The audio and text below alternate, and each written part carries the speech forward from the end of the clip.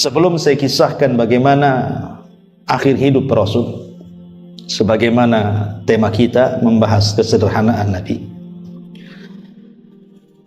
Di dalam Al-Quranul Karim, Allah Subhanahu wa Ta'ala banyak menjelaskan kepada kita tentang tercelanya sebuah dunia. Karena kesederhanaan itu kan biasanya menyangkut dengan dunia. Allah mengatakan, bal tu'thirunal hayatid dunya wal akhiratu khairu wa abqa. Tetapi kamu orang-orang kafir memilih kehidupan dunia, sementara kehidupan akhirat itu jauh lebih baik dan lebih kekal. Aisyah Ummul Mukminin radhiyallahu anha ditakdirkan di usia tuanya buta. Kenapa Aisyah sampai buta? Ada penyebab kebutaannya. Di antara penyebab kebutaannya, ketika Aisyah radhiyallahu anha masih hidup bersama Nabi, ketika itu terjadi di perang Ahzab, perang Khandaq atau perang parit bahasa kitanya. Nabi SAW mendapatkan kemenangan dalam perang Ahzab ini. Kemudian setelah peperangan, Rasulullah letih sehingga Rasul pulang, kemudian mandi. Ketika mandi, tiba-tiba Jibril datang. Ketika itu masih dalam bentuk manusia, berbentuk seorang sahabat yang sangat tampan, namanya Dihyatul Kalbi. Dan itu sahabat yang paling tampan dari sahabat-sahabat Muhajirin.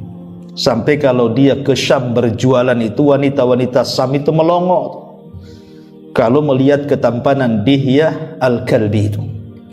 Jadi Jibril kalau mendatangi Rasul itu mencari orang tampan. Ya kalau kayak kita nggak dipilih ya. Ya. Jadi betul-betul yang tampan. Makanya Dihyah dipilih oleh Jibril untuk menjelma kepada dia. Datang dengan kuda putih. Kemudian berteriak, "Ya Muhammad, keluar." Akhirnya Nabi SAW ketika mandi itu langsung keluar. Masalahnya baju besi dia sudah dicopot. Jadi Jibril alaihi salatu wassalam dari atas kuda ini, dia memerintahkan kepada Nabi SAW, "Ya Muhammad, kami para malaikat saja belum menyarungkan pedang-pedang kami. Engkau pula menyarungkan pedangmu. Ya, sebaiknya kau ambil lagi pedangmu, perintahkan para sahabat serbu Bani Quraidah." Karena Bani Quraidah ini kabilah Yahudi yang berkhianat. Serbu Bani Quraidah. Dan sampaikan kepada para sahabat, bersegeralah sekarang ke Bani Quraidah, jangan sholat asar di jalan kecuali sampai di Bani Quraidah. Fala tusalliyanna ahadakumul asra illa fi Bani Quraidah. Jangan sholat asar di jalan kecuali sampai di Bani Quraidah. Walaupun kenyataannya ada sahabat yang sholat di jalan, tapi Rasul tidak menyalahkan. Karena inti kalimat ini bersegera, bukan masalah sholatnya. Ya. Lah pembicaraan Jibril dengan Rasul itu terlihat oleh Aisyah. Ketika Jibril memberikan sebuah perintah kepada Rasul, Aisyah itu nampak. Dan Aisyah heran, kok seorang sahabat berdiri di atas kuda memerintahkan Nabi? Ini kan lancang namanya. Harusnya kan Rasul yang di atas kan itu. Aisyah tidak tahu bahwa itu bukan sahabat, itu Jibril yang menjelma sahabat. Sehingga setelah datang perintah itu, Aisyah radhiyallahu anha kemudian menjumpai Nabi dan mengatakan, "Ya Rasulullah, aku melihat engkau berdiri di hadapanmu Dihyatul Kalbi. Ada masalah apa?" Ya. Maka Rasul mengatakan, "Ya Aisyah, itu bukan Dihyah, itu Jibril. Dan dia menitipkan salam kepadamu. Tetapi karena engkau sudah melihat dengan kedua matamu, maka engkau akan mengalami kebutaan di akhir hayat." Karena satu-satunya wanita yang melihat Jibril adalah Aisyah. Kalau sahabat kan banyak. Buktinya hadis Umar bin Khattab, "Innamal a'malu binniyat," itu kan hadis Jibril yang mengajarkan Islam, iman, ihsan pun di hadapan para sahabat. Yang laki-laki tapi kan. Tapi kalau wanitanya Aisyah saja yang melihat. Makanya Rasul mengatakan engkau akan mengalami kebutaan, dan betul ketika Aisyah radhiyallahu anha di akhir hayatnya dia buta. Ketika dia buta itulah dia selalu mencari-cari barang di rumahnya. Kalau ada barang, dia panggil pembantunya, kemari sedekahkan ini kepada si fulan. Dicari lagi barang, ketemu lagi, ini sedekahkan kepada si Allah, dan begitu seterusnya sampai habis tidak ada barang di rumah. Sampai Aisyah radhiyallahu anha mengatakan, carikan barang lagi. Kata pembantunya, sudah tidak ada lagi, semua sudah habis kau sedekahkan. Lalu apa yang kau sisakan di sini wahai Ummul Mukminin kalau engkau menyedekahkan semua barang? Disinilah Aisyah radhiyallahu anha membacakan ayat bal tu'thirunal hayatad dunya wal akhiratu khairun wa abqa. Kata Aisyah, mereka orang-orang kafir itu memilih kehidupan dunia, padahal akhirat itu lebih baik dan lebih kekal. Artinya Aisyah memilih kehidupan akhirat dibandingkan kehidupan dunia, dan itu arti kesederhanaan. Ya, ma'asyiral muslimin wal muslimat, nggak ada muslimatnya ya.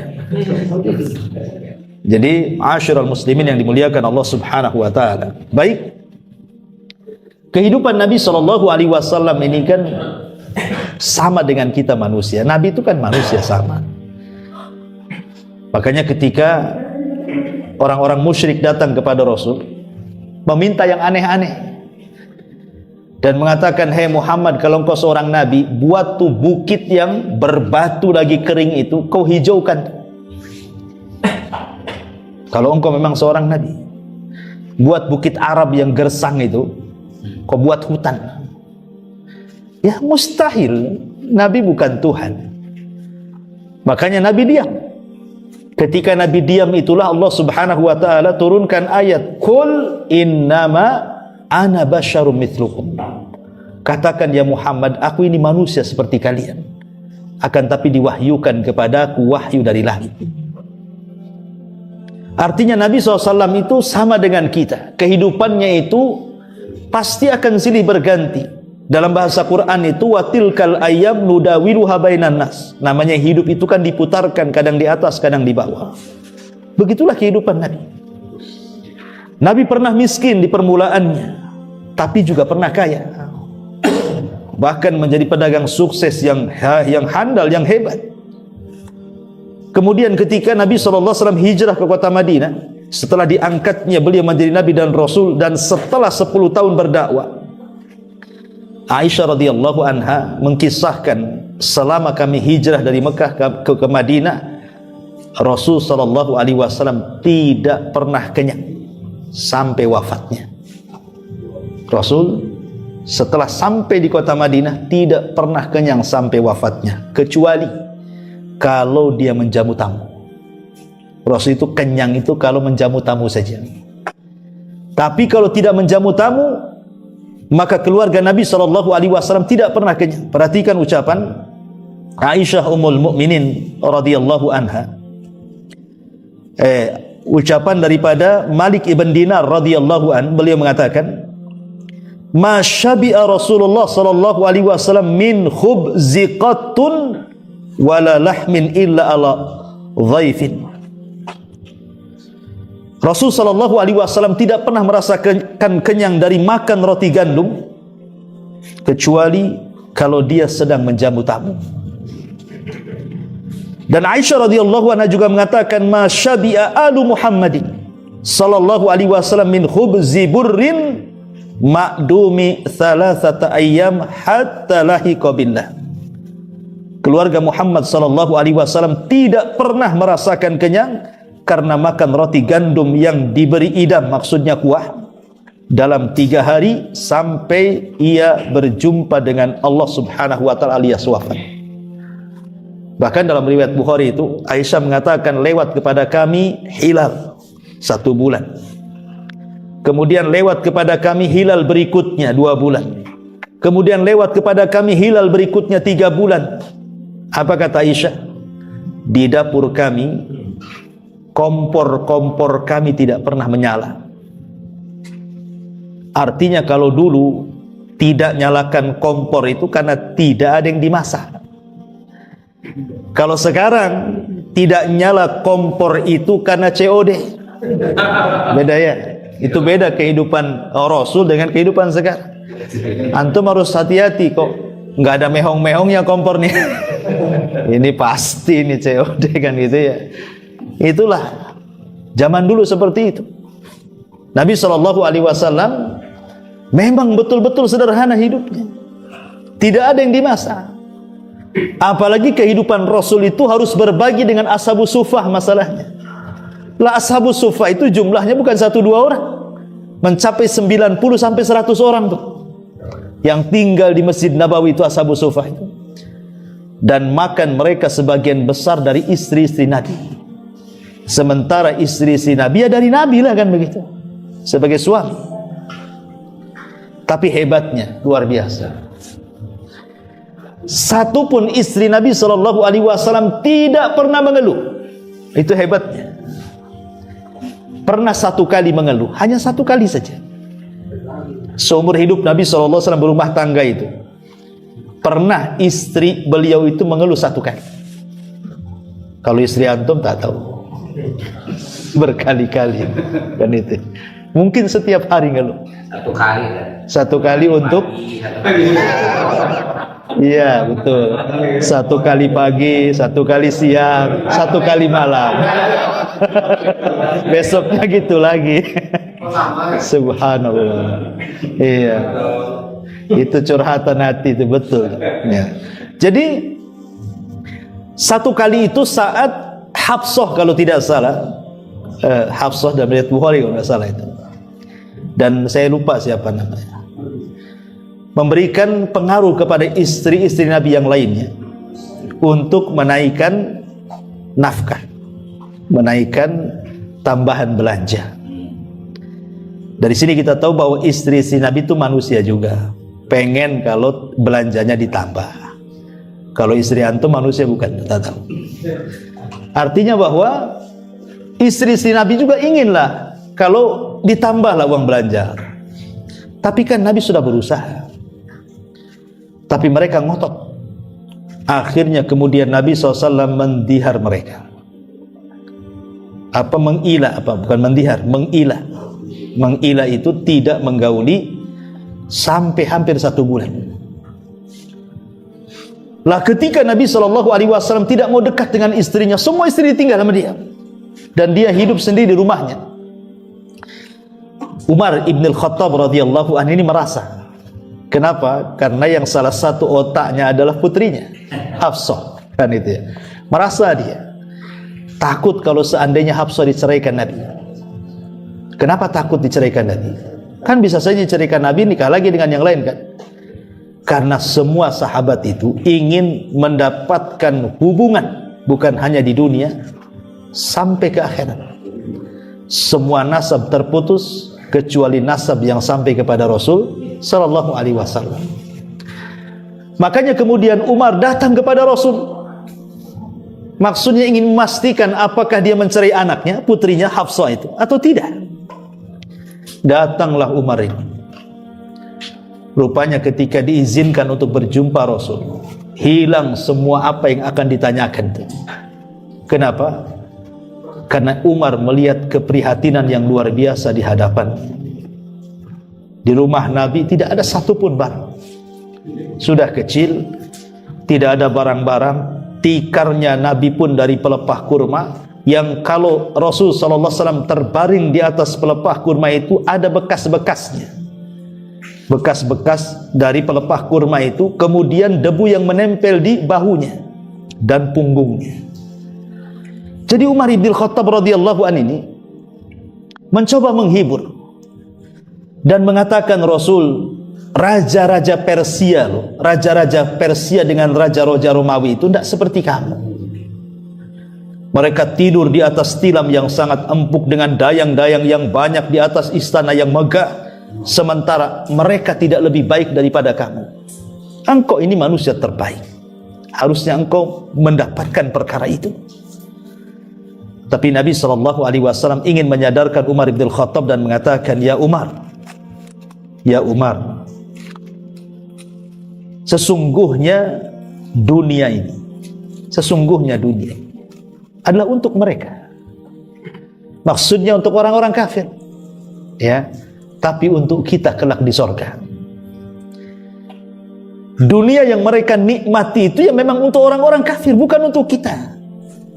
Tapi kenikmatan yang jauh lebih besar dibandingkan mereka kelak kita akan dapatkan di sorga. Dari sini juga kita tahu bahwa Rasul mengajarkan kesederhanaan kan kepada kita. Bukan berarti Rasul tidak sanggup ingin seperti Raja Persia dan Romawi. Rasul bisa. Rasul bisa. Bahkan Rasul ditawarkan oleh Allah Azza wa Jalla. Apakah engkau ingin mau hidup selamanya dan aku berikan kekuasaan yang luas, ataukah engkau meninggal dan kembali menemui teman-temanmu di Rafiqil A'la? Tapi Rasul menolaknya kan. Dia lebih baik meninggal dan berjumpa dengan teman-temannya di sorga. Ma'asyiral muslimin yang dimuliakan Allah Azza wa Jalla, syahidnya adalah bagaimana istri si Nabi pernah juga protes kan gitu kepada Nabi, gara-gara hanya ingin dinaikkan tambahan belanjanya. Tapi itu hanya satu kali. Karena ketika itu turun ayat pilihan dan mengatakan kalau mereka menghendaki kehidupan dunia, berikan, jangan kau kurangi. Tapi setelah itu ceraikan dengan baik-baik. Ya. Tapi kalau mereka memilih engkau, memilih Allah dan dirimu, maafkan mereka. Terima mereka sebagai istrimu. Buat sikap kayak gini. Kalau istri antum minta tambahan belanja, bisa nggak? Nggak yakin nggak bisa. Muka-muka takut istri mana bisa. Sebelum ngomong udah mikir gitu ya kan? Iya, soalnya takut. Ya, kalaupun nambah sembunyi-sembunyi. Jadi itu hanya satu kali. Habis itu mereka sadar. Dan selepas itu istri Rasul tidak pernah mengeluh lagi. Dalam kondisi apapun, makan ataupun tidak makan. Bahkan Nabi SAW itu kalau pagi-pagi berputar tuh ke istri-istrinya dan mengatakan, hal indakum syai', ada enggak makanan yang bisa kumakan, kata Rasul. Kata istri-istrinya, tidak ada wahai Rasul. Apa kata Rasul? Idzan inni shaim, ya sudah saya puasa saja. Itu kan enak. Kalau kita kan tidak. Kenapa kau tak masak? Pertanyaannya, kenapa kau tak masak? Bukan ada enggak makan yang dimakan? Jadi bagaimana Nabi SAW mengajarkan kepada istrinya, sudah, kalau gitu saya puasa sajalah. Kan itu ya. Dan ini menunjukkan kesederhanaan namanya. Bahkan kalau Nabi SAW itu dalam riwayat pecah itu gelasnya, tumbang pecah, tidak dibuang oleh Nabi, ditempel. Bayangkan gelas itu ditempel lagi, dirangkai lagi, ditempel lagi, dipakai lagi. Kalau kita gelas pecah mana ada, dibuanglah, beli baru. Kita ini jangan lagi rusak, nggak rusak aja diganti. Handphone belum rusak tuh, gara-gara ada model baru kan gitu, diganti. Pakaian diganti, semua serba diganti. Mobil baru beli diganti lagi. Itulah kita. Tapi Nabi SAW ingin menunjukkan, bukan Rasul tidak bisa membeli yang baru, bisa, tapi ingin mencontohkan kesederhanaan. Bahkan ada orang Arab Badui ingin berjumpa dengan Rasul dalam riwayat Bukhari itu. Kemudian mengatakan, siapa di antara kalian yang merupakan putra Ibnu Abdul Muttalib? Putranya, cucunya Abdul Muttalib, siapa di antara kalian? Dalam riwayat, siapa yang namanya Muhammad itu? Padahal Nabi SAW ada di sekitar situ. Maksudnya berada di tengah-tengah para sahabatnya. Tapi orang ini nggak kenal. Kok bisa nggak kenal? Karena pakaian Nabi SAW itu sama dengan pakaian yang dipakai para sahabatnya. Kalau sekarang kan tidak. RT saja tahu, RW saja paham kan itu. Entah dari rumahnya, dari pakaiannya, orang tahu ini RT, nampaknya RT. Dari mana tahu? Tampangnya tahu itu, tampang RT itu. Sudah paham kita ini, baru RT udah tahu ke tampangnya. Apalagi sudah ya anggota dewan, apalagi di atas itu menteri, udah paham lah kan gitu ya. Nabi loh menyamaratakan dirinya dengan para sahabat. Sampai orang baru ini tidak tahu mana Nabi, mana sahabat gitu kan. Saking sederhananya. Dan urusan makan juga, sampai-sampai Nabi SAW mengatakan dalam sebuah hadis, kata Nabi SAW, man asbaha minkum amina fi syirbihi mu'afan fi jasadihi indahu qutu yaumihi faka'annama hizat lahu dunya. Apa kata Rasul? Barang siapa bangun di pagi hari dalam keadaan aman, tak ada yang ganggu dia, kemudian memiliki makanan hari itu dari pagi sampai malam, kemudian sehat badannya, nggak ada pegal-pegal, nggak ada sakit-sakit asam urat, nggak ada ya. Pokoknya betul-betul enak pagi itu. Kemudian juga indahu qutu yaumihi, dan dia memiliki apa yang bisa mencukupkan dia satu hari itu. Kata Rasulullah, faka'annama hizat lahu dunya, seolah-olah dunia ada di genggamannya. Dari hadis ini Nabi SAW ingin mengajarkan kepada kita kehidupan Rasul sendiri, bahwa Nabi itu tidak pernah menyimpan. Nabi itu tidak pernah menyimpan kalau urusan makan.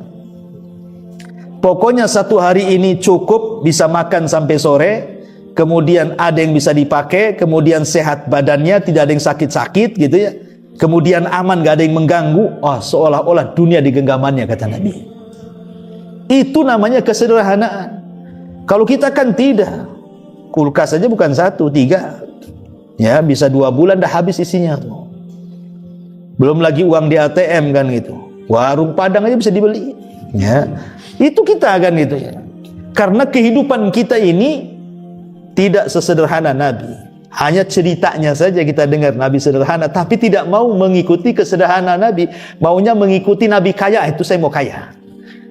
Kalau Nabi sederhana, saya harus kaya kan. Jadi gitu ya kan.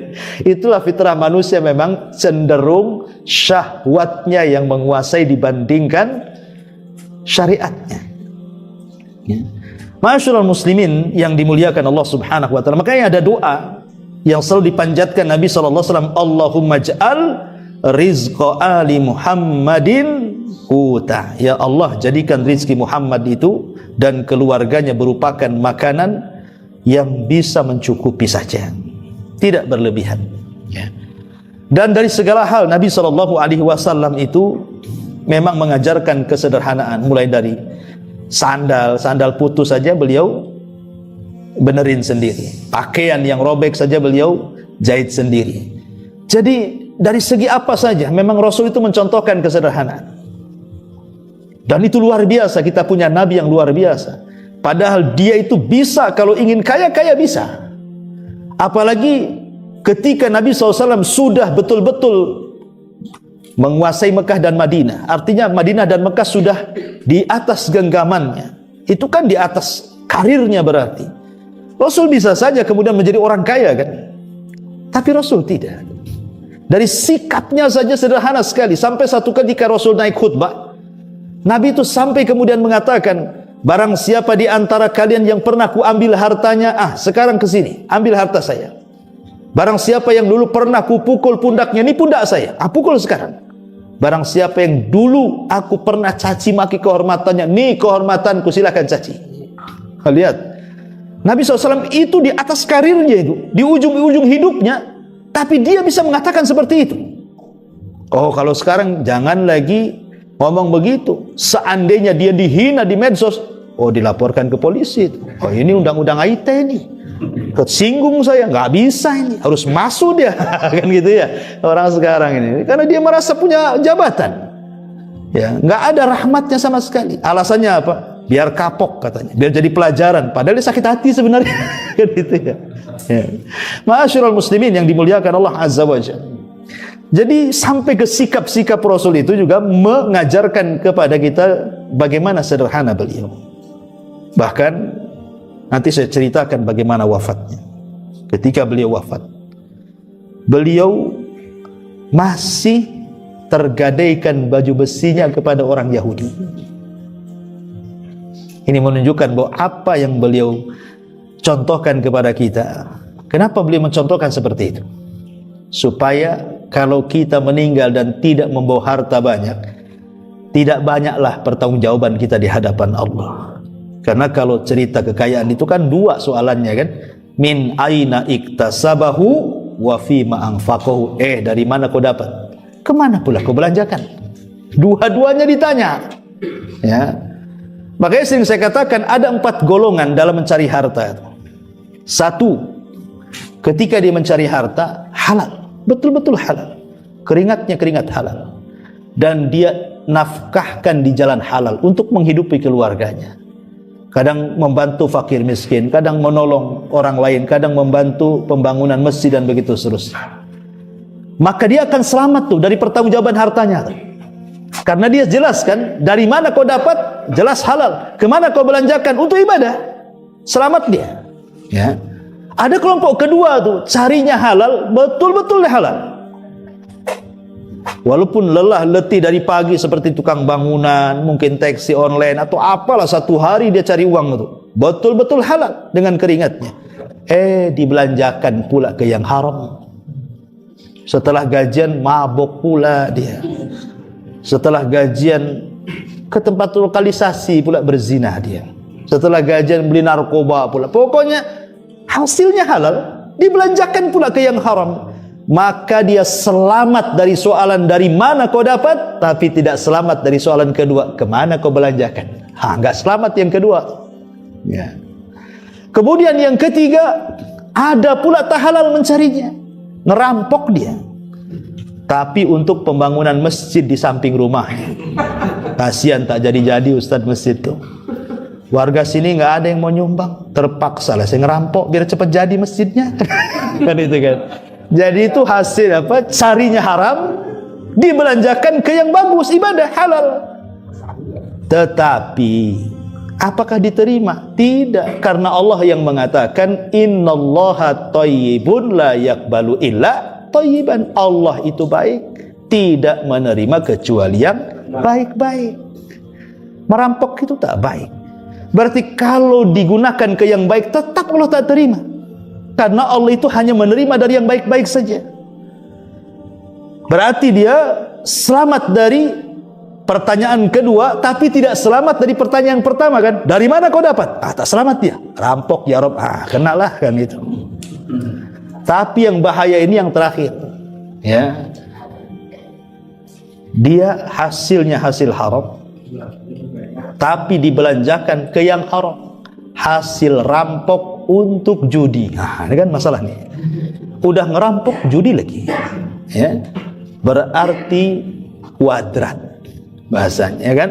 Dua-duanya kena dia. Dari mana kau dapat? Nyolong ya Rob. Kemana kau belanjakan? Judi ya Rob. Habislah dia itu. Kenapa? Dua-duanya kena tuh kan. Dia. Dari mana kau dapat? Kena. Kemana kau belanjakan? Kena lagi dia. Ya. Yang ingin saya katakan ma'asyiral muslimin yang dimuliakan Allah Azza wa Jalla, kembali bahwa bagaimana Nabi SAW mengajarkan kepada kita kesederhanaan. Karena biasanya orang yang tidak sederhana itu, itulah perangsang untuk mencari kejahatan. Orang kalau hidupnya tidak mau sederhana, pengennya mewah, pengennya wah, itulah kunci untuk membuka setiap kejahatan. Mungkin antum, Masya Allah bapak-bapak itu ya kerjanya bagus. Kadang-kadang setan sebelah kiri yang ngomong, bang, belilah rumah yang agak bagus kan itu. Itu tetangga, mobil baru beli, masa kita tak beli? Kredit lah, yang penting nampak bagus. Ini setan tetangga nih, sebelah antum tuh biasanya. Nah, mungkin sekali dua kali antum tak tanggapi itu ucapan istri itu.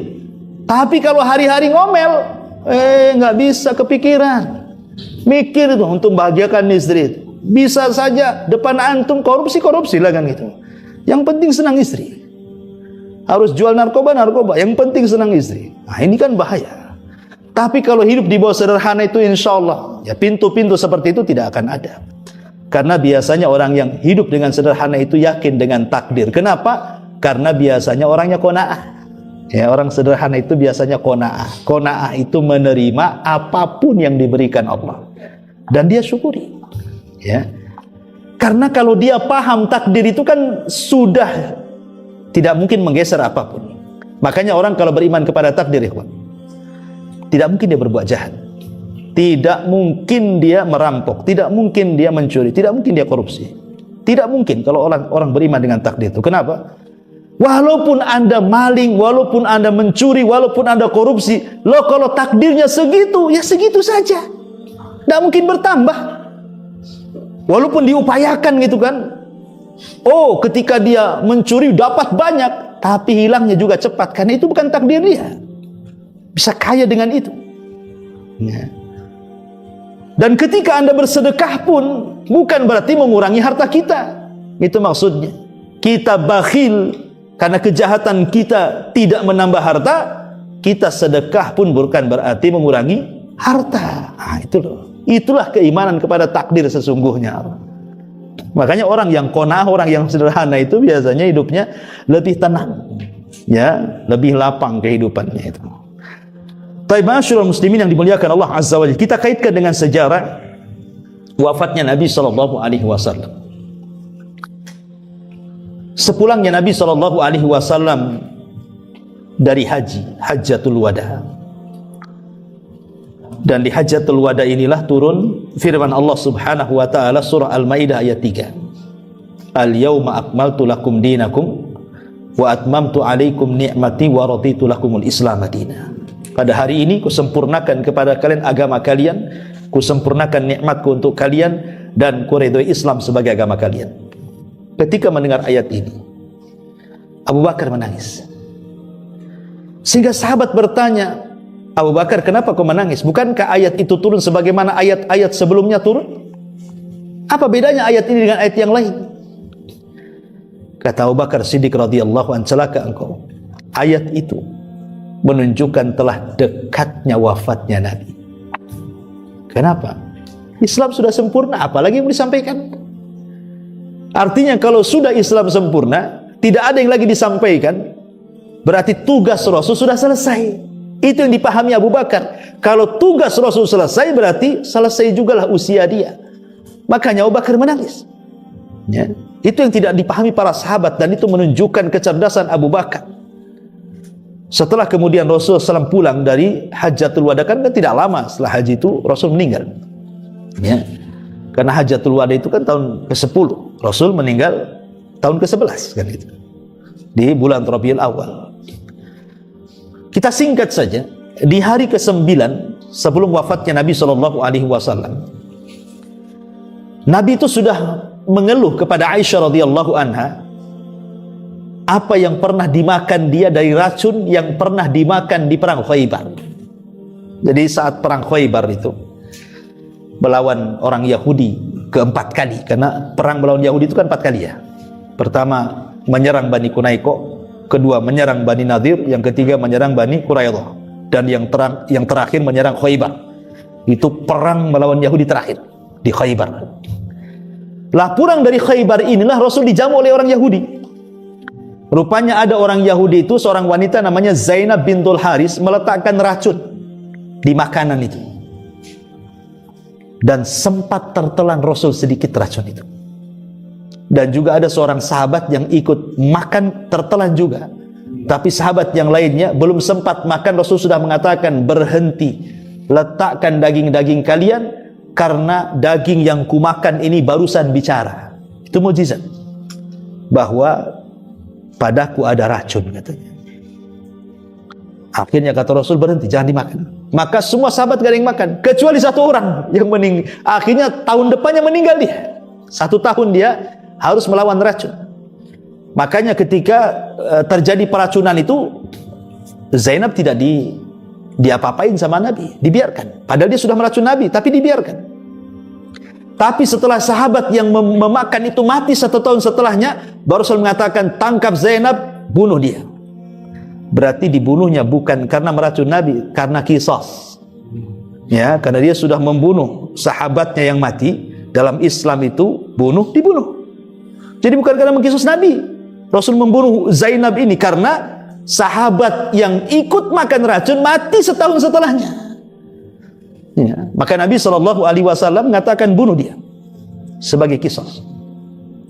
Tapi setelah di akhir-akhir hayat Rasul, itu kan dari perang Khaybar ke kematian Rasul itu kan lama ya kawan, bertahun-tahun. Artinya Rasul itu punya fisik yang kuat loh, padahal racunnya bersarang di badannya. Tapi tidak pengaruh sama sekali. Baru terasa setelah di masa tua Nabi. Dia selalu mengeluh kepada Aisyah ya tentang racun yang pernah dimakannya. Itulah yang menjadikan penyebab sakitnya Nabi sallallahu alaihi wasallam. Makanya Nabi sallallahu alaihi wasallam kemudian 9 hari sebelum wafatnya itu dia minta kepada para sahabat untuk dihantar kepada kuburan Uhud. Akhirnya sesampainya di kuburan Uhud, Nabi sallallahu alaihi wasallam mengucapkan salam, "Assalamu alaikum ya syuhada Uhud. Inna bikumul lahikun wa inna insyaallah bikumul lahikun. Nas'alullahu lana wa lakumul afiyah."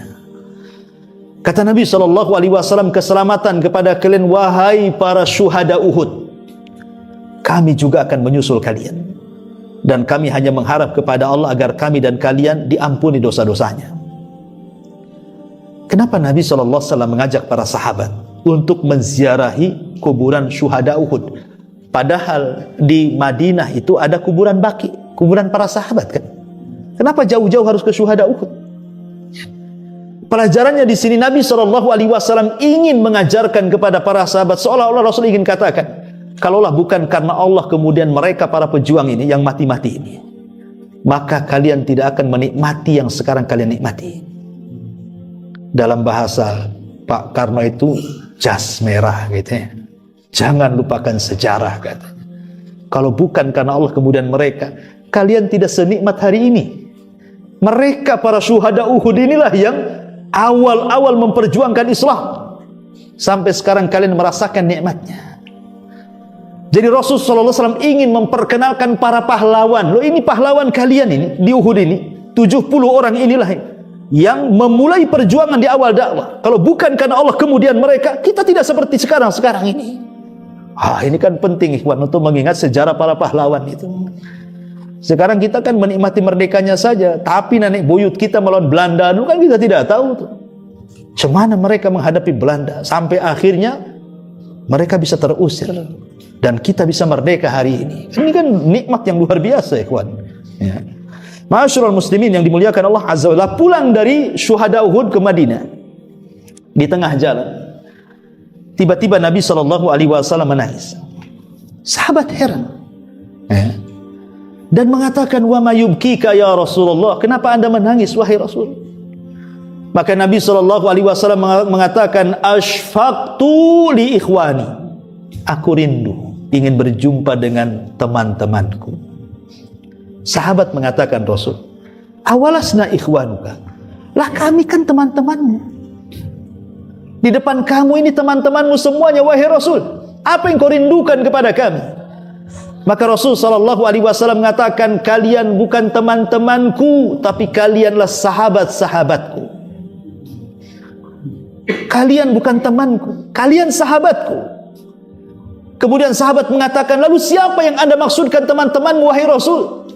Maka Rasul mengatakan, "Kaumun yu'minuna bi walam yarawni." Sebuah kaum melihat aku aja gak pernah, tapi dia sangat yakin dan beriman kepada aku. Itulah kita-kita ini. Inilah teman-teman Rasul kita-kita ini yang disabdakan Rasul, "Kaumun lam yarani." Sebuah kaum tidak pernah melihatku, tetapi mereka yu'minuna bi, beriman kepada aku.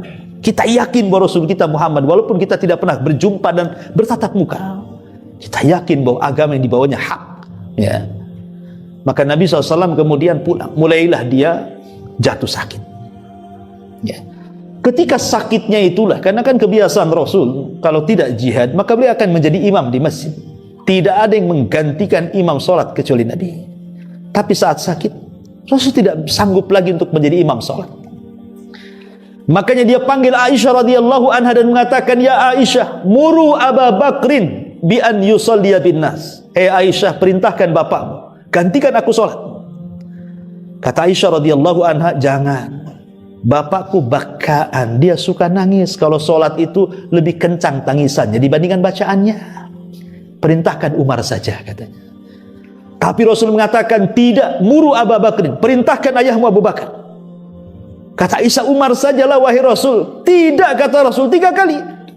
Akhirnya kemudian Aisyah radhiyallahu anha mengatakan kepada ayahnya bahwa engkau diperintah Rasul untuk menggantikan salat.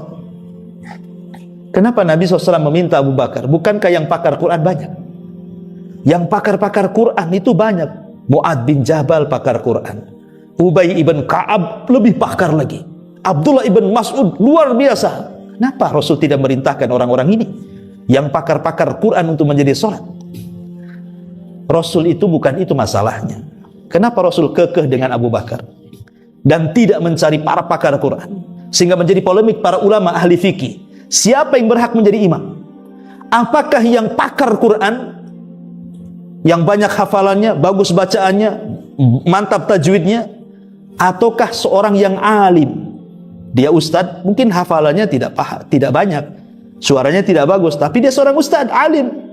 Ya, mengacu kepada riwayat ini, karena di sini pakar Quran tidak dipakai, Abu Bakar pun dipakai, kan begitu. Sampai ada polemik fikih seperti itu jadinya. Tetapi maksud Rasul sallallahu alaihi wasallam bukan menyampingkan para penghafal Quran, karena Rasul yang mengatakan fal ya ummukum ahadukum aqra'uhum, hendaklah yang jadi imam di antara kalian itu yang pakar-pakar Quran, kata Rasulullah. Tetapi khusus kali ini Rasul ingin mengatakan, seolah-olah Rasul menunjuk Abu Bakar menjadi pengganti dia itu, karena di sana ada rahasia suksesi kepemimpinan Abu Bakar sepeninggal Nabi. Itu masalahnya. Bahwa kelak Abu Bakar akan memimpin umat. Sebelum itu, maka Abu Bakar memimpin sholat dulu. Dari memimpin sholat menjadi memimpin umat. Itu yang dikehendaki Nabi. Karena di zaman Umar bin Khattab radhiyallahu an, Umar memerintahkan imam tetap siapa? Ubay bin Ka'ab. Bahkan sholat tarawih sebulan full, yang menjadi imam Ubay bin Ka'ab 23 rakaat. Bukan Umar yang jadi imam kan itu, padahal dia khalifah. Makanya jadi polemik gitu ya, mana yang benar yang jadi imam itu? Apakah karena ketokohannya, keilmuannya dia jadi imam, ataukah karena kepakarannya dalam Quran jadi imam? Ada yang mengatakan ketokohan, ada yang mengatakan kepakaran Quran. Walaupun pendapat yang kuat wallahu alam bahwa yang menjadi imam itu adalah kepakaran Quran. Berdasarkan sabda Nabi, hendaklah yang jadi imam itu yang pakar Quran. Satu ustadz cerdas, tapi suaranya grebek nggak jelas, ya kan? Satu bukan ustadz, tapi dia qori mantap, qori. Karena beda ceramah dengan imam. Makanya dalam baca Quran itu kalau berceramah itu ada namanya gaya mutola'ah. Ya, tidak harus pakai lagu. Saya ini sedang berceramah nih, baca Quran tidak harus a'udzubillah. Kita bukan lagi sholat, lagi ceramah. Ya kita tegas, ya. Wa ma khalaqtul jinna wal insa illa liya'budun, kan begitu orang ceramah kan. Bukan wa ma khalaq, itu lagi sholat. Beda baca Quran dengan ceramah kan. Namanya qiraah mutola'ah namanya. Tapi kalau sedang sholat, ya menggunakan murattal lah. Masa sedang sholat, innal hamdalillah, nggak bisa. Ini apa ini orang? Beda bacaan sholat dengan bacaan ceramah. Ya. Makanya yang dipilih itu yang akro, yang betul-betul indah bacaannya kan, yang bisa bacaan murattal yang bagus. Itu jadi imam, jadi enak makmum di belakangnya. Padahal Al-Baqarah itu 2 lembar, disangka 1 lembar. Ya, tapi kalau jelek suaranya, satu muka aja kayak 5 lembar, gak ruku-ruku katanya. Kapan rukunya ini? Lama sekali katanya kan itu ya. Ya itu kan perlu khusyuk, dan itu juga pengaruh kepada lagu. Tapi bukan langgam Jawa, langgam Arab. Ya, taib. Ya. Ma'asyiral muslimin yang dimuliakan Allah Azza wa Jalla. Maka Nabi SAW ketika sudah sakit, Abu Bakar yang mengimami sampai 1 hari. Rasul sudah merasa bugar, seolah-olah dia merasa bugar. Dia bisa berjalan karena berkali-kali Rasul pingsan itu. Dia ingin betul-betul mengimami sholat. Dilihatnya Abu Bakar baru saja memulai takbiratul ihram, Allahu Akbar. Ya. Kemudian Rasul mulai bisa jalan sedikit demi sedikit, karena memang kamar Rasul dengan Masjid Nabawi kan nempel masalahnya kan. Kalau dibuka pintu ya langsung ke arah mihrab kan itu. Jadi ketika Rasul SAW keluar membuka tabir, Abu Bakar tidak nyadar kalau Rasul itu sedang berjalan, tetap aja dia sholat. Sahabat tahu, sehingga kemudian sahabat itu menepuk tangan mereka, tepuk begini. Abu Bakar nggak paham juga, makin banyak tepukannya sampai bergegar satu masjid bertepuk tangan tuh. Barulah Abu Bakar, ada apa ini kok? Tepuk-tepuk kayak ini. Maka dilihatnya, Rasul. Disitulah Abu Bakar mundur, kemudian Rasul maju menjadi imam.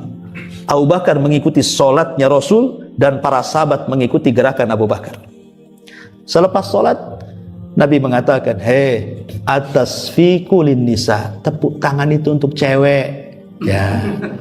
Atas bihulir rijal, tetapi tasbih itu untuk laki-laki. Nah, kalau imam salat, jangan tepuk tangan, itu untuk cewek itu, katanya, kata Nabi. Subhanallah, nah, begitu. Subhanallah, itu kalau laki-laki mau menegur kesalahan imam, ya. Tapi kalau mengucapkan subhanallah itu kalau menegur gerakan, ya. Kalau bacaan jangan subhanallah. Umpamanya imam baca salah, ya, qul huwallahu ahad atau qul ya ayyuhal kafirun yang bolak-balik, ya. Itu kan qul ya ayyuhal kafirun kan enggak selesai-selesai itu. Kan. Lu imam ini gimana? Baca subhanallah. Pindah ke ayat subhanalladzi asra bi lah, kan salah jadinya kan. Jadi subhanallah itu maksudnya untuk gerakan. Kalau bacaan ya dibenerin, jangan subhanallah. Ya, jadi di situ harus dipahami. Lah kemudian singkat cerita, maka Nabi SAW pun kemudian sakit lagi, jatuh lagi. Lah ketika itu beberapa hari sebelumnya Nabi itu kan berada di rumah Maimunah, istri beliau yang keberapa. Tetapi Nabi SAW ketika itu tidak nyaman kalau harus meninggal di rumah Maimunah.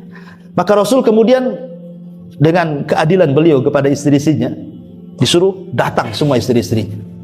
Kemudian minta izin. Bisa enggak saya izin kepada kalian semua kalau seandainya saya ingin beristirahat di rumah Aisyah, di rumah Ummul Mukminin Aisyah radhiyallahu anha.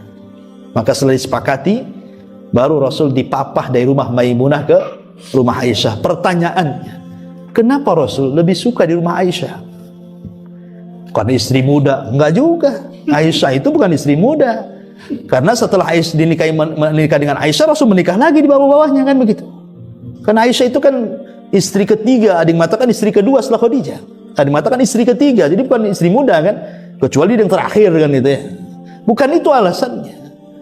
Nabi SAW suka di rumah Aisyah itu karena satu-satunya kamar yang selalu didatangi Jibril dan diturunkan wahyu hanya di kamar Aisyah. Jibril tidak pernah turun di kamar-kamar istri Nabi yang lainnya.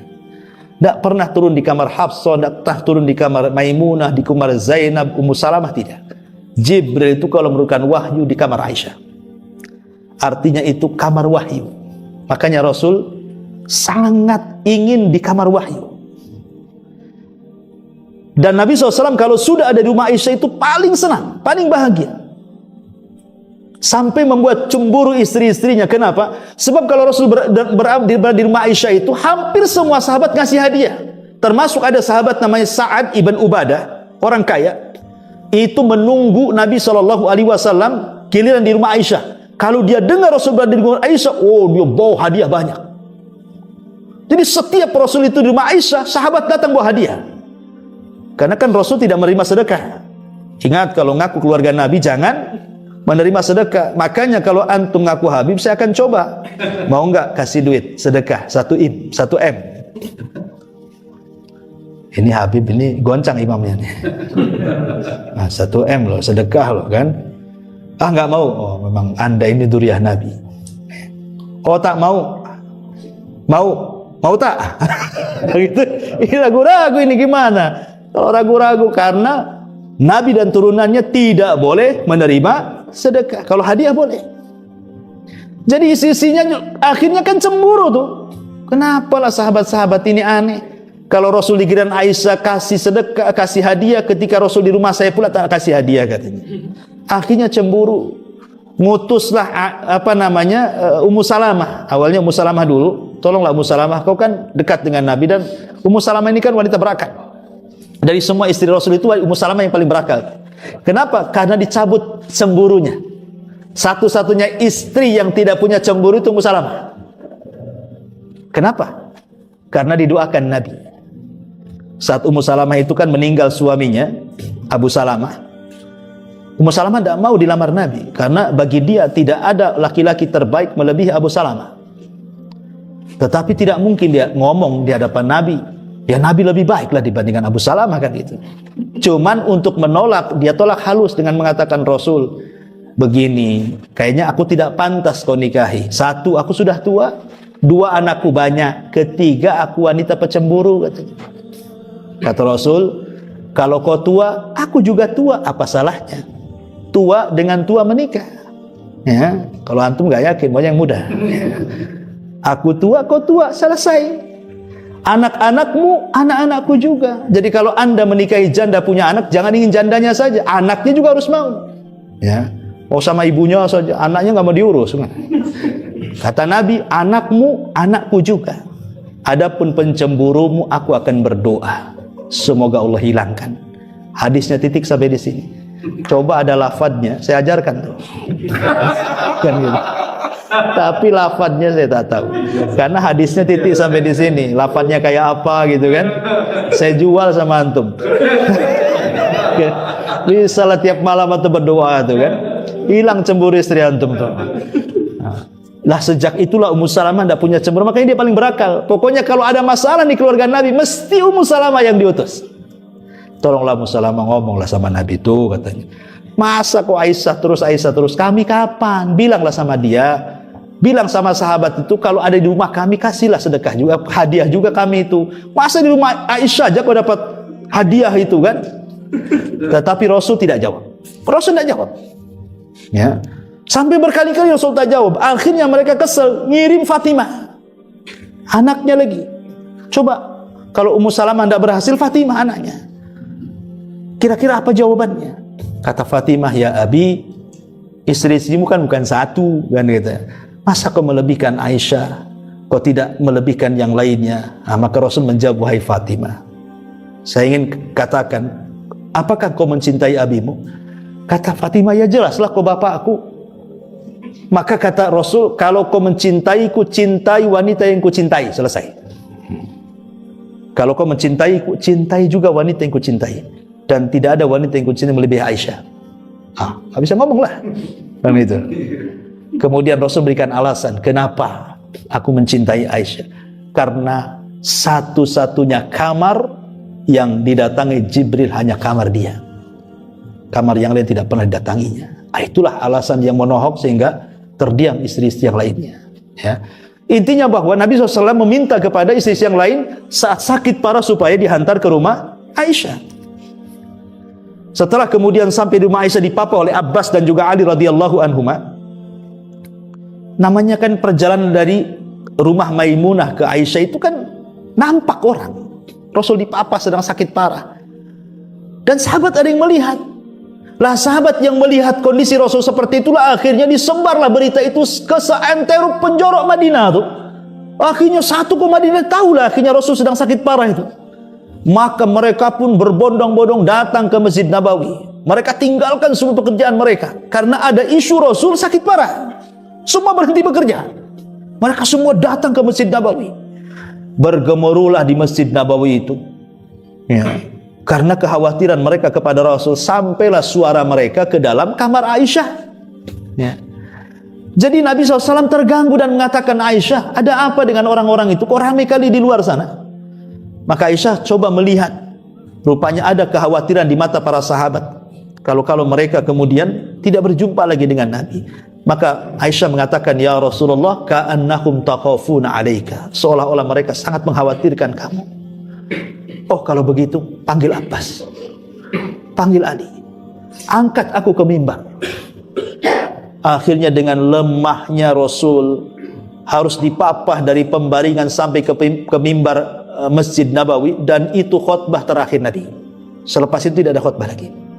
Ya, itu khutbah terakhir Rasul. Sedang sakit parah naik di atas mimbar. Kemudian Nabi SAW menyebutkan beberapa poin di situ. Salah satunya la'natullah 'alal yahudi wan nasara. Laknat Allah kepada orang-orang Yahudi dan Nasrani yang telah mengambil kuburan-kuburan nabi-nabi mereka dijadikan tempat sujud.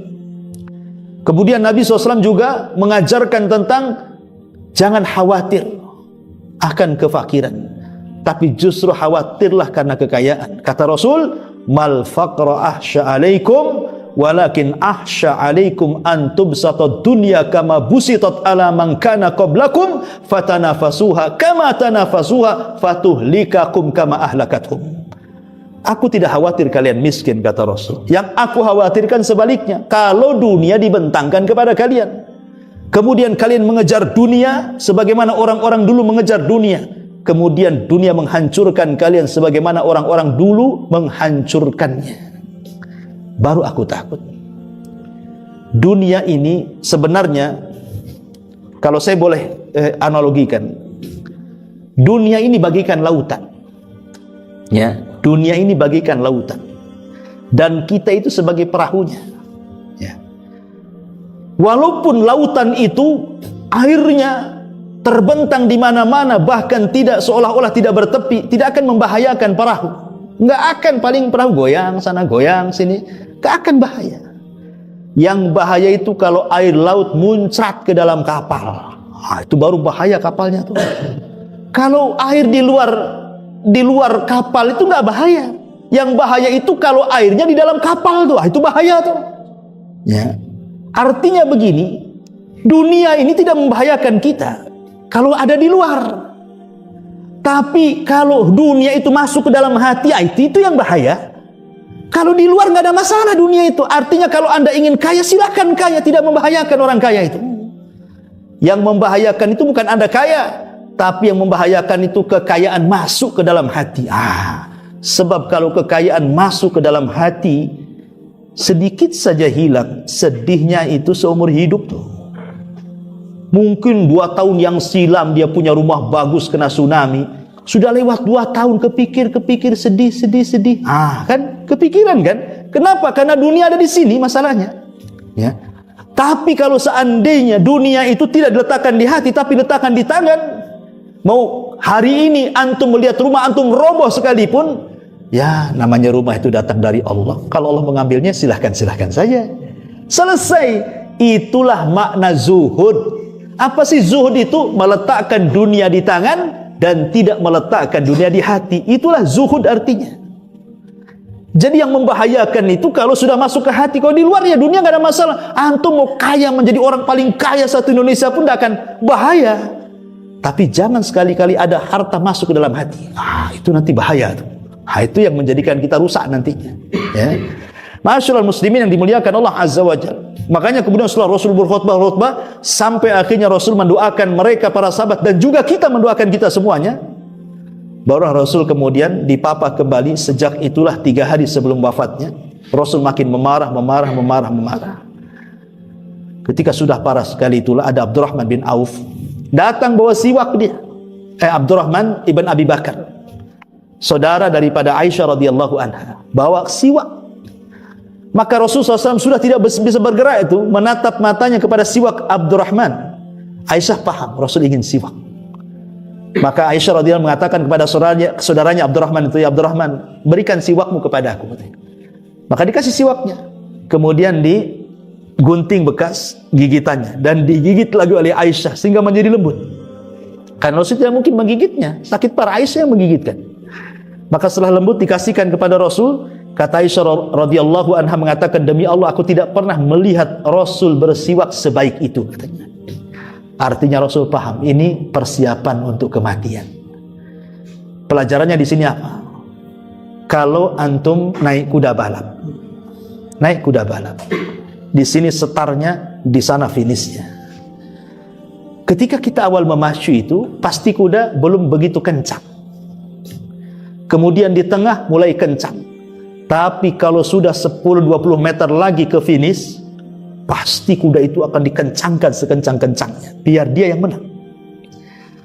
Artinya kalau orang sudah mau finish nih, harusnya lebih dekat kepada Allah lagi. Harus lebih dekat kepada Allah dibandingkan awal dan tengah. Kenapa? Karena amal itu ditentukan akhirnya. Manusia itu ditentukan akhirnya, bukan awal, bukan tengah. Ya, seperti kuda balap tadi, kalau sudah dekat finish, harusnya itu yang paling kencang tuh. Nah, Rasul ingin mengajarkan seperti itu. Dia bersiwak dengan siwak yang jauh lebih indah dan lebih baik, kata Aisyah radhiyallahu anha. Selepas itu Abdurrahman keluar, datang pula Fatimah. Aisyah menyingkir. Tetapi tidak jauh dari situ, maka Rasul mengatakan kepada Fatimah, berbisik-bisiklah di telinga Fatimah itu. Entah apa yang dibisikkan Nabi, tiba-tiba Fatimah menangis. Kemudian bisikan yang kedua, tiba-tiba Fatimah tertawa. Aisyah nih yang nengok heran, macam mana kok Fatimah bisa sekali-kali menangis, sekali-kali tertawa ketika dibisikkan oleh Nabi itu. Rupanya jawabannya setelah Rasul meninggal baru dibuka rahasianya. Aisyah, waktu Rasul menjelang mati itu, Rasul membisikkan di telingamu, kok kamu menangis, kenapa? Kata Fatimah, karena Rasul membisikkan di telingaku bahwa dia akan meninggal, dan aku orang pertama di keluarganya yang akan menyusulnya, katanya. Adapun aku tertawa setelahnya, karena Rasul mengatakan kepadaku, engkau akan menjadi pemimpin para wanita di sorga. Aku senang. Ya. Lah, semenjak itu, maka Rasul SAW kemudian berdua dengan Aisyah, hanya berdua saja di pangkuan Aisyah, ya, diletakkan di paha Aisyah. Disitulah malaikat datang memberikan dua pilihan kepada Nabi SAW. Ya Muhammad, apakah engkau ingin hidup selamanya? Maka kalau itu mau, ku berikan kau usia yang panjang, ku berikan dunia sebanyak-banyaknya. Atau engkau ingin bersama keluargamu, saudara-saudaramu, teman-temanmu di surga yang paling tinggi, Rafiqil A'la. Milih mana? Tiba-tiba Rasul mengisyaratkan. Aisyah tidak tahu kalau Rasul sedang diberikan pilihan, karena Aisyah tidak melihat malaikat. Ya, hanya Rasul yang tahu. Dan ini sebagai dalil bahwa orang sedang sakaratul maut itu, maka akan ditampakkan setiap yang gaib yang dulu tidak pernah tampak kepada dia.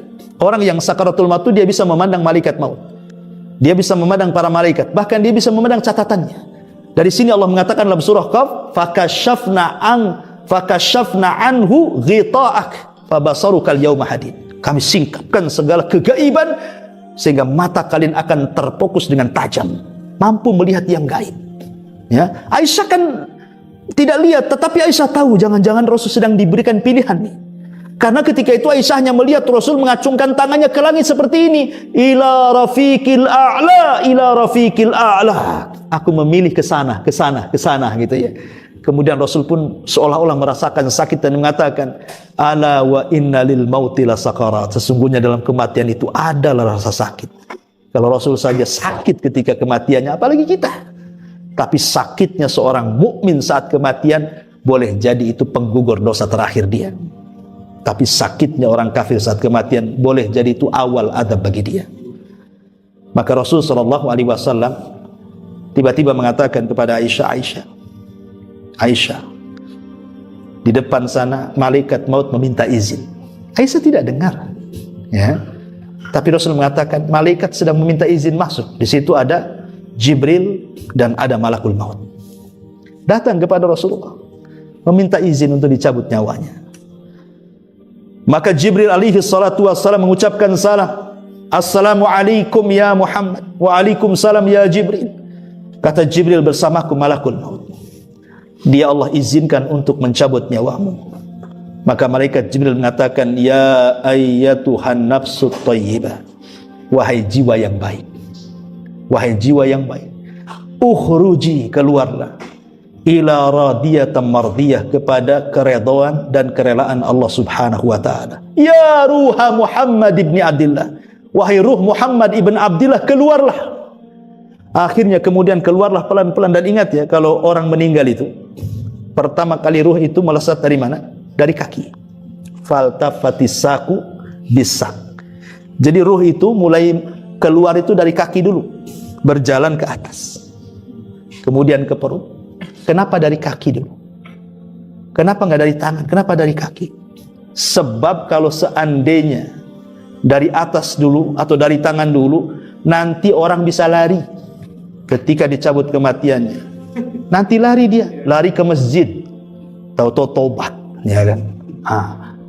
Ketika itu tidak ada lagi waktu tobat, karena Rasul mengatakan apabila nyawa di tenggorokan, mustahil dia bertobat. Makanya dikunci kakinya. Ruhnya itu ditarik dari kaki, faltafatus sak bisak. Kaki nggak bisa jalan lagi. Mau kemana? Mau lari kemana?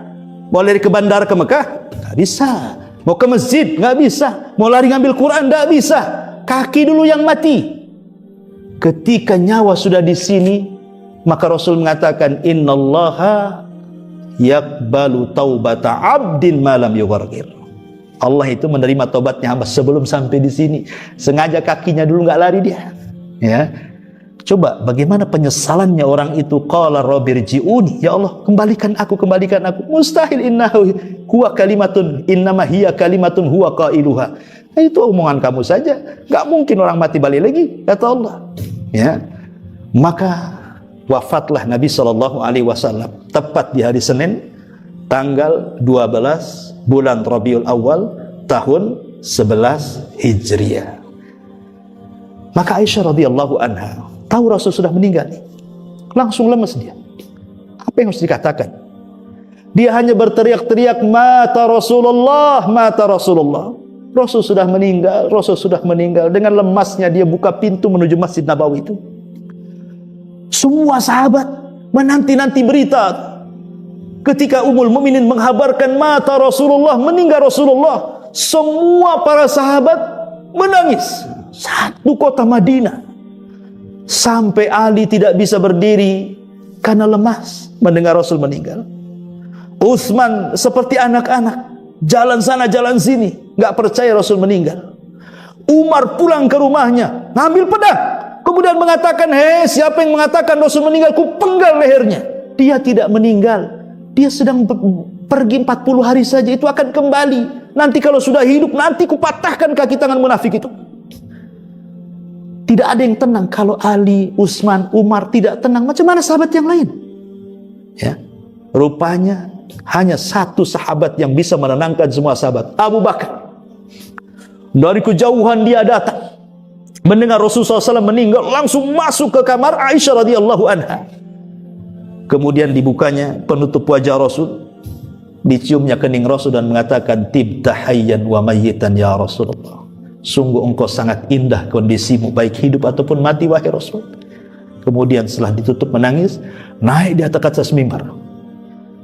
Dia coba tenangkan Umar, hei Umar, diam, uskut, diam, duduk. Tapi Umar tidak, tetap dia memegang pedang, kemudian berteriak-teriak, siapa yang mengatakan Muhammad mati, ku penggal lehernya, katanya. Sampai akhirnya Abu Bakar tidak mempedulikan Umar, biarkan dia menjerit-jerit, naik pula di atas ke mimbar.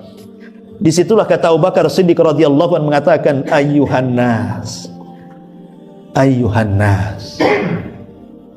man minkum ya'budu Muhammadan fa inna Muhammadan qad mat. Siapa di antara kalian yang menyembah Muhammad, Muhammad sudah mati, dia akan hidup lagi. Wa man kuntum ta'budullaha, tapi kalau di antara kalian masih tetap menyembah Allah, fa innallaha hayyun la yamut. Allah itu zat yang maha hidup dan tidak pernah akan mati. Kemudian Abu Bakar membacakan satu ayat yang kata Anas bin Malik radhiyallahu anhu seolah-olah baru turun, pada ayat ini sudah lama turunnya tuh. Wa ma Muhammadun illa rasulun qad khalat min qablihi rusul. Afa imata au qutilan qalabtum ala aqabikum wa man yanqalib ala aqibaihi falan yadurrallaha syai'a wa sayazillahu syakirin. Tidaklah Muhammad kecuali sama dengan rasul-rasul sebelumnya. Kalau dia mati atau terbunuh, apakah dia akan murtad? Maka siapapun yang murtad tidak mencelakakan Allah sedikit pun, karena Allah hanya membalas orang-orang yang bersyukur, kata Anas bin Malik. Demi Allah, seolah-olah ayat itu baru turun. Semua tersadarkan dengan ayat itu dan mengatakan, sungguh Rasul sudah meninggal. Maka mereka pun mulai merawat jasad Nabi sallallahu alaihi wasallam, dan Rasul meninggal di atas kesederhanaan karena baju besinya masih tergadaikan dengan orang Yahudi. Dan sebelum meninggal saat sakit, Rasul teringat dia menyimpan emas. Kemudian dia mengatakan kepada Aisyah, ya Aisyah, mana emas-emas itu? Mana emas-emas itu? Kata Aisyah radhiyallahu anha, ada. Kemudian diambil, diletakkan di tangan Rasul. Kata Rasulullah, sedekahkan. Jangan sampai lewat satu malam kecuali emas ini sudah dibagikan kepada manusia. Begitulah kesederhanaan Nabi SAW sampai wafat beliau. Wallahu a'lam.